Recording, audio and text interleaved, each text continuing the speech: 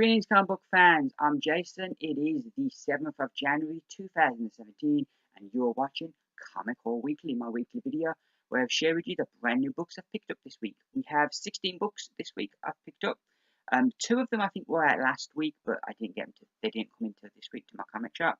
And 14 brand spanking new books. I've always said anything, anything like 16 and under is like a sweet spot for me with comics. I can get through them easy enough in a week. If I could organize my pull list so that it was 16 books or less every week, it'd be perfection. So anyways, let's get down to business, and I'm going to do this the usual way. We're going to start off with pull list update. We're then going to go through the books, which I'll have divided into 3 piles. We have the first pile, which are the books that I'm a bit behind on, so I won't get to straight away.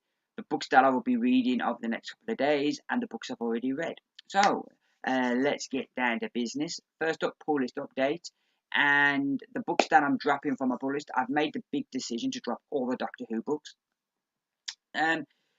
It was something I've kind of been playing around with in my mind for a while, but I finally made the decision to do it yesterday, I think it was. Friday. No, Thursday. Thursday night, I decided, you know what, I'm going to get rid of the Doctor Who books. Basically, it came down to I'm behind on my books, on some of my books, and some of the Doctor Who books are included in that. And one of the good things about being behind on books is it really clears your mind to the books that you're really into and really enjoying, because there's books I'm behind on that I really want to catch up on. So you've got stuff like Paper Girls or Black Science or Action Comics or Detective Comics that I'm behind on, and I'm really eager to catch up on because I want to see what's happening and I really want to catch up on. And then there's other books that the books that I've already dropped that I wasn't that bothered about. And like I say, it really clears in your mind the books that are just taking up space on your pull list. And I just decided, you know what? I'm not that excited. Though, some of the books I am really enjoying. The third Doctor book has just been tremendous. But even with that, I'm not a bated breath what's going to happen next. So I decided, you know what? I'm going to cut them. Plus, I feel that Titan are going a bit overboard with the amount they're bringing out. At the moment, I think we've only got 4 out. But we got to a point last year where we had about 8 out. Oh, well, if you include Torchwood, it'd be 5 out at the moment. But we had about 8 out, and I'm just there's 12, maybe 13 Doctors if you count the War Doctor. And I'm if they're going to end up bringing out 13 books, that's a lot to get through each month. So, and they probably wouldn't do that, but I just found it was a good time to jump off those books and create a bit more room. Because I would this year, at the moment, I'm around, I think, 60 65 books a month. Well, I say books, that's titles. Some of those titles will come out twice a month, so it makes that total higher. But there's actually, and I want to get that down to the first half of the year. I want to get it down to 50, and by the end of this year, I want to bring it down to 40. So I'm getting 40 books a month. It is going to be tough because as quick as you drop books, new books come out. So I've decided to drop the Doctor Who books. Also coming out is Moon Knight. I've decided to drop that. I really love Jeff Lemire as a writer, but I'm just not feeling the character, and I feel that sometimes hampers your enjoyment of the story if you're not that into the character. So and I'm not saying it's a bad book or it's a bad character. It's just not for me. We then have the books I'm adding. A couple of Mignolaverse books coming out. There's, I think it's called The Spaceman, or is it The Spaceman or The Alien or something like that? That's coming out. I'm picking that up. I think that comes out in March. We've got Baltimore coming out, a new series of Baltimore.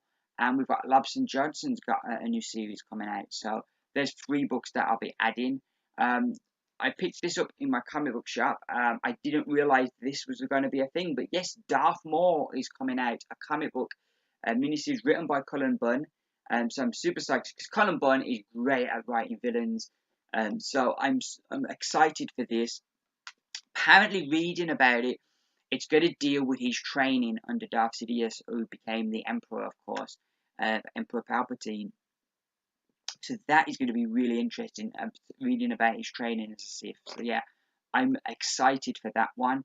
And there's one more book. Oh, The Fall and Rise of Captain Atom. Which I've got the first issue to talk about in a bit. So I'll talk a bit more about that one there. But that one's going to be added to my pull list as well. So that's my pull list update. And now we're going to get into the books. And we're going to kick things off with the books I'm a bit behind on. So we have Aquaman.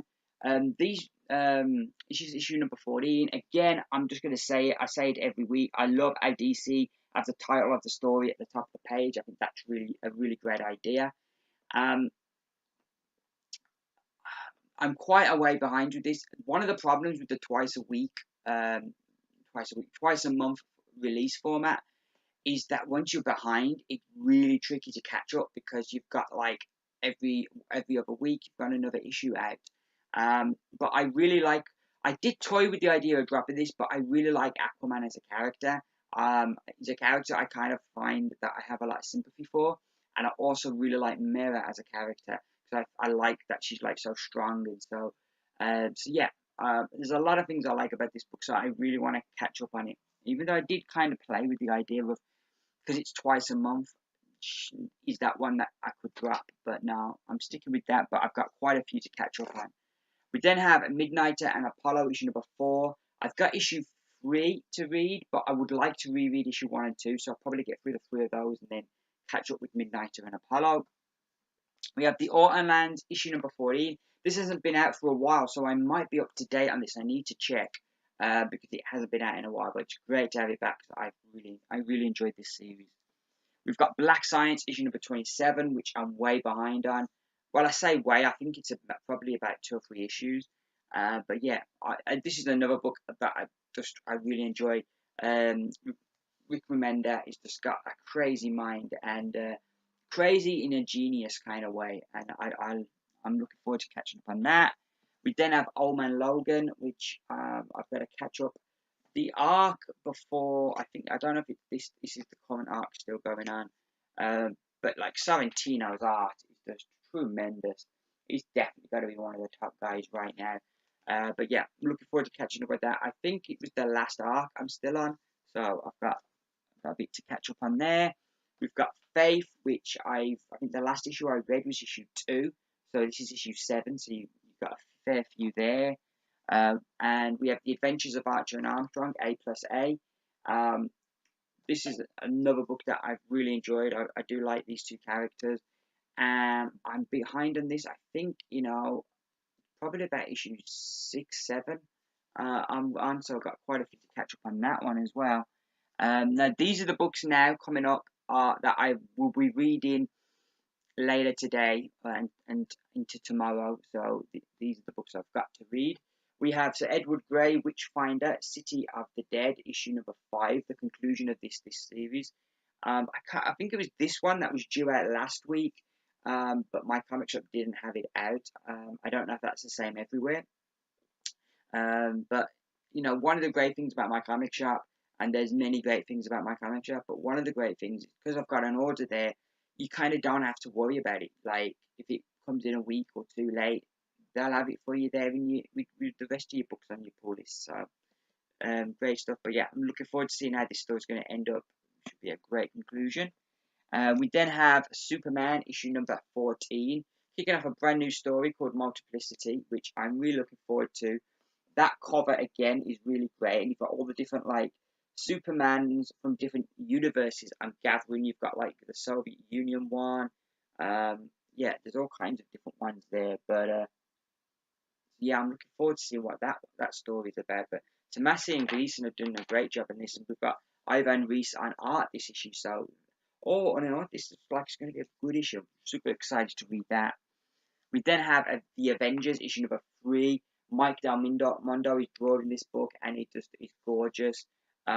It's one of those books that, like, the story is I'm liking because it's all to do with Kang and this war that is declared against the Avengers because Vision like kidnapped Kang as a baby.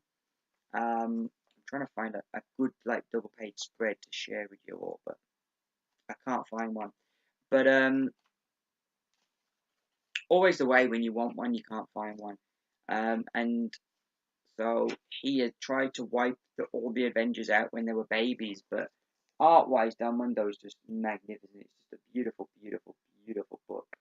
Um, yeah, I'm super excited to see what's going to happen. Kang's always been one of my favorite villains ever since like Marvel Superhero Secret Wars, which unfortunately got killed in that. But spoiler, yeah, okay, the book come out in the 80s, but still a spoiler. um, but yeah, so Kang is a character that I really like. Got Mike Del Mundo on art. Yes, Mark Waid writing. Yeah, super excited for that.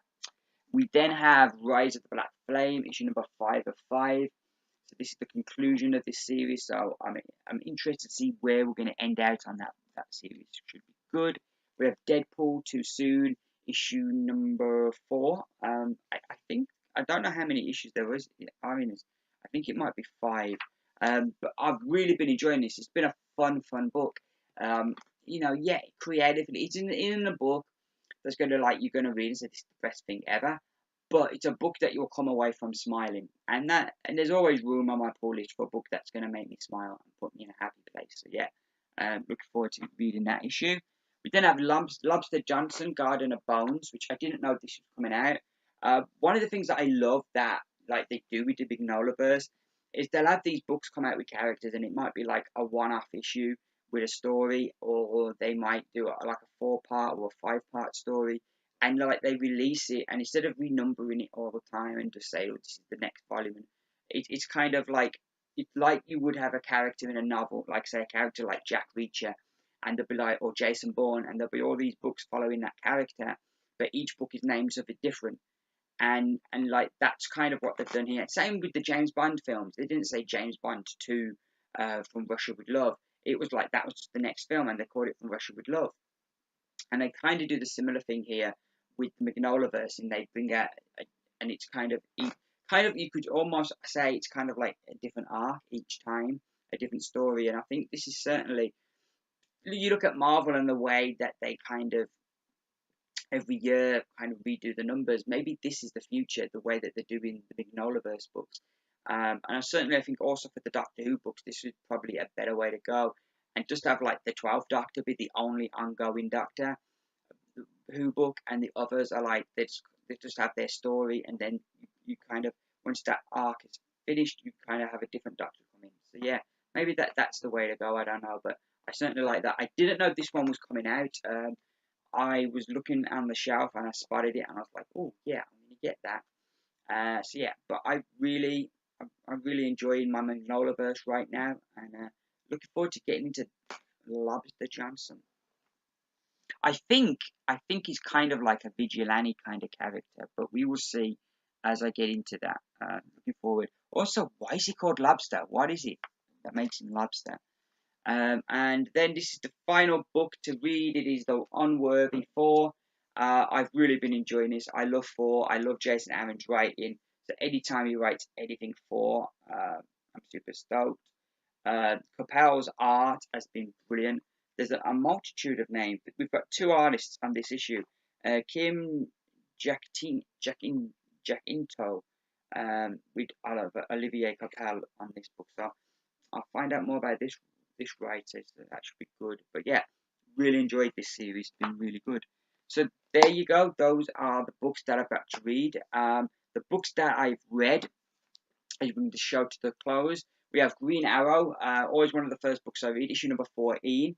I put it in a bag already. I found these bags on Amazon, and they're like self-sealing. So, and the way the seal is, it isn't on the flap. Because I know in the past I've had ones, and they put the seal on there, and it sometimes sticks to your comic. No, the seal is actually on the comic, so it kind of seals it nicely. They are a bit tight. Um, you're only going to get 1 comic in each bag, but I found them on Amazon, and I bought a packet, and you get like 100 in a packet. I think it was $6.99. But yeah, so I bought a bunch of them. So as I read my books, I'm bagging and boarding them, which is a good thing to do. I know, like in my bedroom lately, we've had some leaks, and it's one of the things that I worry about. Ever since like my cupboard, I have like this cupboard built into the wall, and I had a bunch of comics get soaked in there because we had a leak and we never realised. And I went in there the one day and I saw that it had just made paper mache, very cool paper mache, but paper mache nonetheless of my comics. And yeah, so ever since I've kind of been a bit worried about that. Hence, I'll leave my comics in boxes rather than leave them out in the open if I can. So I'm trying to get in the habit of bagging and boarding my books as I've read them. So then hopefully that will protect them better. But anywho, getting back onto Green Arrow, I'm still really enjoying this. Ben Percy's doing a bang up job with the character, and I'm liking the relationship with him and Black Canary. I like this issue as well as like the cops kind of can see now that he's been set up. Um, and I also kind of we get to reveal this issue of who it is who's trying to set him up. So overall, I really enjoy this. It's still a really good book, something that I'm enjoying every month. My only niggle would be the art. Um, no, it wasn't this book. Sorry, it wasn't this book. It was the next book. No, the art in this was good. Everything about this book was good and fun.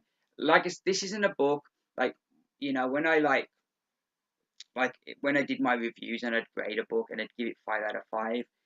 That would be the book that was just awesome.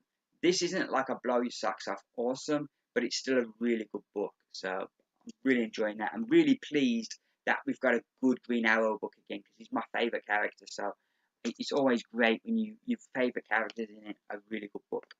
We then have the Rise and Fall of Captain Atom, issue number 1. This is a 6-part mini-series.